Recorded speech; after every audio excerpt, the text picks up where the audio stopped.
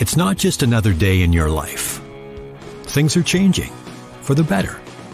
At Comcast, we see those changes, and we're thinking about how we use technology today to live, work, learn, and play. And we're building for the future now, so we're better prepared for the wants and needs of tomorrow. That's why Comcast is rolling out multi-gig internet speeds to more than 50 million homes and businesses before the end of 2025, making our already industry-leading network even faster, smarter, greener, and more reliable. Over the decades, Comcast has been your partner, working hard to serve your community, and will continue to be your partner. We're expanding our gigabits so you can enjoy the tiny bits that matter most.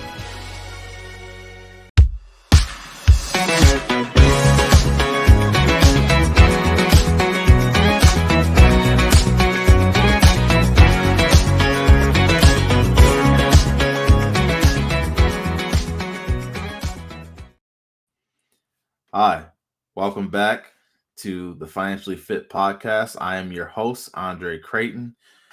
For those that are new, welcome to the show. We have a great one for you today. For those returning, appreciate you all sticking with me. And I look forward to talking about our topic today. So today, what we're going to talk about, we are going to talk about credit reports. So last week we talked about credit cards and a lot of the intricate pieces around how do you utilize credit cards and make it work for you. Today, we're going to talk about your credit report. There's one thing that's always constant, and that's that at some point in your life, you're going to need a credit to utilize your credit score to be able to get something, whether that's a car, a home, whatever, a personal loan, whatever it may be, you're going to need your credit score to be able to qualify for something like that. So today I'm going to talk about how they capture that credit score and what are the things you need to be thinking about to continue to improve your credit score. If you're not happy about where you are today, that's okay. I'm going to give you the pieces to be able to move ahead and increase that credit score so you can get that new home or get that new car and have a decent interest rate, especially in an interest rate environment like today. But first, as you know, I like to start everything out with a story. So I'm going to talk a little bit about dating back all the way to 2010. So 2010, it was summer 2010. I just finished my freshman year at Gustavus Adolphus College, majoring in accounting, and I was looking for my first internship as a incoming sophomore, and I landed an internship working at Affinity Plus Credit Union. If you're not from Minnesota, you might not have heard of Affinity Plus Credit Union, but it's much like many of your credit unions across the country. I think the thing that makes Affinity Plus a little different is when I was working there, they truly gave their employees a lot of empowerment. So as an intern, I was taking calls and approving people for auto loans and HELOC. So your HELOC is your home equity line of credit. I was improving people for lots of different things. So during that time, I saw a lot of different credit scores. I saw people that came in that knew nothing about their credit score, didn't have much debt at all, which also is not a great thing, right? You need to have some type of debt to increase your credit score. And then I saw people on the other side of it that had tons of credit debt, and that was affecting or impacting their credit score. And then I saw a bunch of people that had lots of lines of credits and things like that, but they were utilizing it to the best of their abilities, and they had tremendously good credit scores. So, as I came down this journey as an intern, I started to think about, I didn't have any credit at that point other than my, the small student loans I had. So that summer, I needed a new laptop. So I took out a computer loan. Affinity Plus had a computer loan for college students. It was very favorable terms. I think it was something like, 7.9% interest or something like that, which if I had used my credit card to go do that, that's, 20 to 24.9% or whatever the credit card rate is.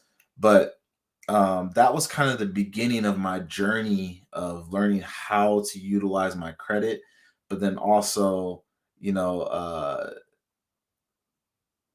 though that was my first interaction with debt, um, I didn't know all the ins and outs, and that led me down a path of, okay, well, I got this and I paid that off. Well, let me go and get a credit card now, and we talked a little bit about some of my challenges as a young 20-year-old with credit cards and making lots of money, in the eyes of what is a lot of money for someone of that age and stature. So let's jump into it.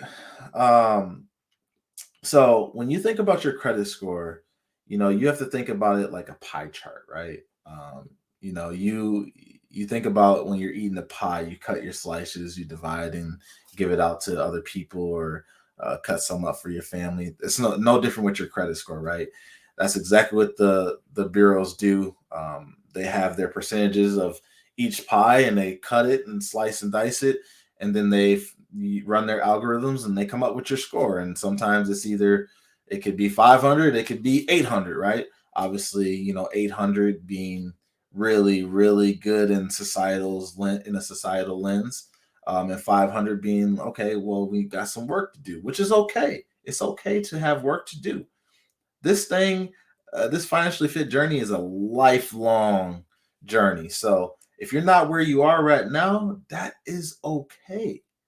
But let's continue to focus on what are the things we need to do to continue to get more financially fit, right? You want that six pack, right? You want nice abs. You have to put in the work to get nice abs, right? You have to do the sit-ups. You got to go and do your cardio. You got to eat right. There's all those pieces to that pie that you got to do in order to get a six pack or to have abs, right? The same as with your credit score. So the first one is, 35% the algorithm to decide your credit score is your credit history. So when you think about your credit history, you're thinking about things like, um, have you made your payments on time?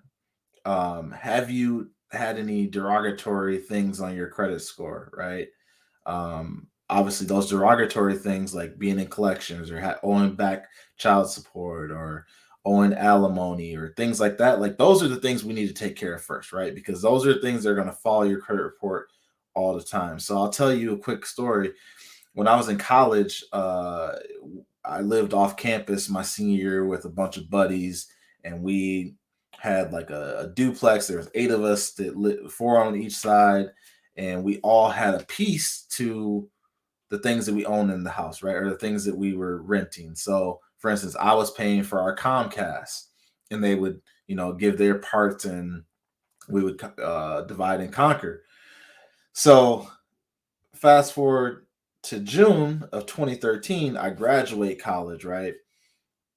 And I don't return the Comcast equipment, right? And I come back home. They don't have my home address. So about a year passes by and my credit score started dropping. I was like, what is going on? My credit score was just, I don't know, 700 or something like that. Like it really good because I typically pay my things on time. I haven't really had any time where I haven't paid my bills on time. Um, but I noticed my score was dropping. So I finally went to Credit Karma and um pulled my report, and I saw I had a derogatory thing on Comcast where I had like $50 in collections, right? It's those little things, right? $50 in collections, we spend that on fast food, or we spend that out at a restaurant, or we spend that doing whatever hobby we want to do, right? So it's really important to stay connected to your credit report, because there could be things, if you see your score dropping, there's probably something on there potentially that you don't know about and you need to take care of it. Or maybe, right now theft is a thing. Identity theft is a thing. So you want to make sure you stay close to your credit report, be checking that report often to make sure you understand where you are. The next thing is 30% of your account, or 30% of it is the amount owed or your credit utilization. So you always want to keep your utilization around 30% or lower across all of your cards. That typically is like the benchmark that shows that you have, um, that you're not, for lack of a better way of saying it, desperate for credit, right?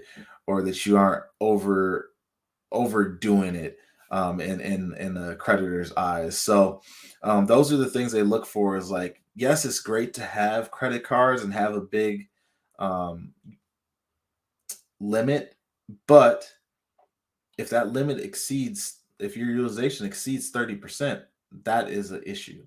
So you want to take time to make sure that you're continuing to drive down that utilization. If you are over 30% on any of your cards, it's only going to help your credit score. And like I said, that's 30% of your score.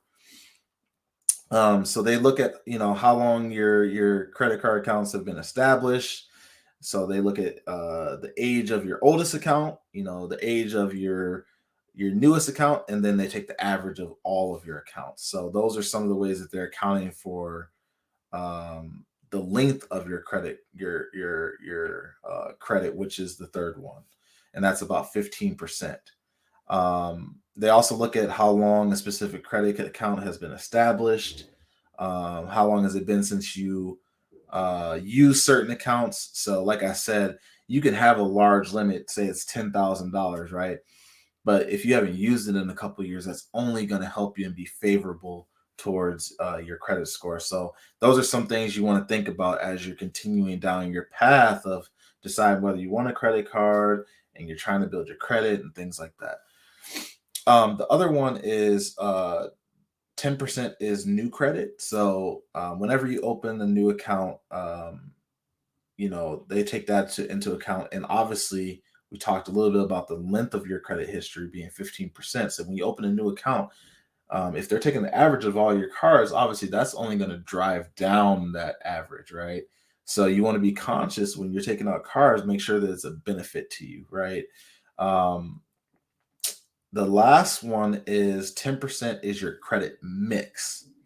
So when we talk about credit mix for myself, let's talk about myself. So I have a few credit cards. I carry one for airlines because I don't want to pay for flights. So I typically every month I will take my airline credit card and I'll swipe it for when I was renting an apartment, I would swipe it for my rent. And then I would pay it right off right away, right? But I wanted those points to be able to fly for free. I typically carry a card that has some type of cash back. So whether that's this Discover It card, there's various other ones. And then I carry typically one for like a store that I typically use quite often. So maybe it's a Target, something like that, because there's typically some pretty good rewards in that way. But then when you think about your credit mix, it's also looking at your student loans, any personal loans. So if we talked last week about, potentially consolidating all of your credit card into a loan if it makes sense for you. That's a part of your credit mix, right? That's different than your revolving credit. It's a fixed loan, right? Your mortgage, I mentioned your student loans. Those are the things that are factored into your credit mix. So you want a good credit mix. Now, you don't have to have all of those things. You're not docked if you don't have student loans. Like, that's not going to hurt you because it's not part of your credit mix. But you do want to have a good credit mix. You don't want to have all credit cards and no loans. So as you're thinking about those things, continue to think about when I make a decision on debt or taking out or utilizing a credit card or a loan or whatever it is, you need to think about the whole picture. How does this fit into your financially fit journey? Right? It's the same way if when my battle is I like brownies, right? And I've been a person to work out quite a bit, but when I get into those points where, I maybe went for a 2-hour workout and now I'm like, dang, I really want a brownie.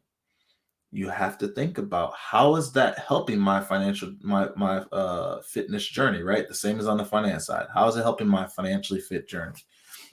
So I hope you learned a little bit about how your credit score is calculated. Obviously, it differs a little bit if you are a person that doesn't have any debt or any loans. That changes things quite a bit. So not all calculations are the same, but this is the way they calculate for the general population. So I hope that this helped you today. This, I will tell you, is one of the most important episodes because your credit score is so important. That is going to be the driver of all the things that we talked about in the first few episodes. And I hope you can kind of see how they're coming together. We talked about your net worth, right? If you take out debt, that's going to hit your liabilities. It's going to hurt your net worth.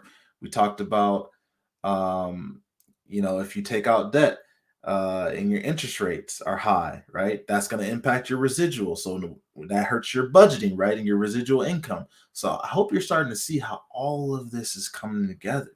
But at the end of the day, my goal is to give you the tools to be cognizant of what is important as you're making these life decisions, because they do impact you and you might not see it on day one. I don't want you to be 5 years down the road and say, dang, I wish I wouldn't have taken out that loan or taken out that credit card. Now I got $20,000, $30,000 of debt. So let's be proactive instead of reactive, okay? As I always say, it's not about how much money you make. The power is in how much money you keep. This is a Financially Fit Podcast, and I am your host, Andre Creighton. Thank you for being with me today. Have a great day.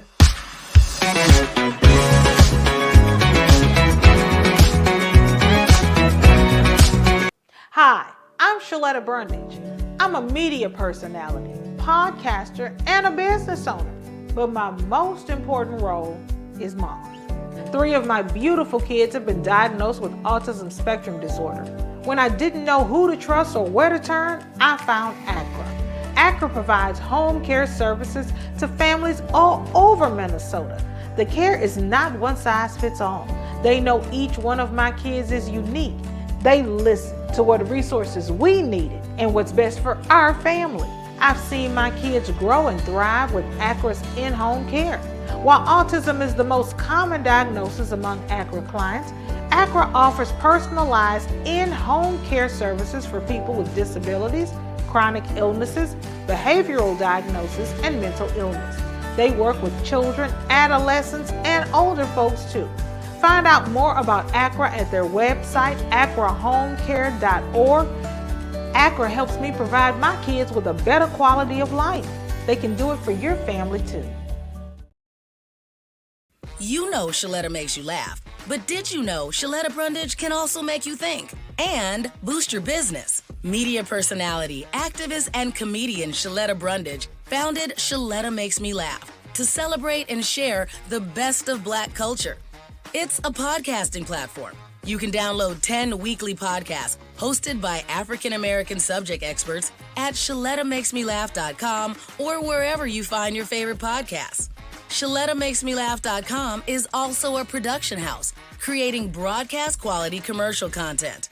And Shaletta and her team of storytellers create powerful promotional campaigns to get businesses the brand awareness they're looking for. Some of Minnesota's top businesses trust Shaletta, and you can too. Get out the word about your events and products and get in front of communities of color with ShalettaMakesMeLaugh.com. She's got the power to help your business. Do you worry that lead-based paint in your older home might be dangerous to your children or kids who visit you? Well, Hennepin County put those fears to rest. Hennepin County offers free lead tests and home assessments. If they find anything, eligible homeowners and landlords can receive up to $15,000 for work on the home, including new windows. The government banned lead-based paint 45 years ago when it was discovered that lead poisoning can affect development and cause permanent damage in young children. But 75% of those homes built before 1978 still contain some lead-based paint. As the paint degrades, it can make dust that little kids ingest when they're crawling and putting things in their mouths. So make sure your home is safe and hazard-free. Learn about testing and that $15,000 grant at hennepin.us/lead control. That's hennepin.us/lead control. COVID-19 is still going around, and even a mild case can be serious during pregnancy. So what should you do if you're pregnant and have a positive COVID test? First, reach out to your doctor or healthcare provider. There might be treatment options they can recommend. That includes giving you a prescription for an antiviral drug you take in pill form by mouth. If you haven't gotten a COVID vaccine, it's not too late. Doctors say vaccinations are safe in any trimester, but the sooner the better. Pregnancy can be a time of great joy and anticipation, so take good care so you and your baby are healthy. And congratulations!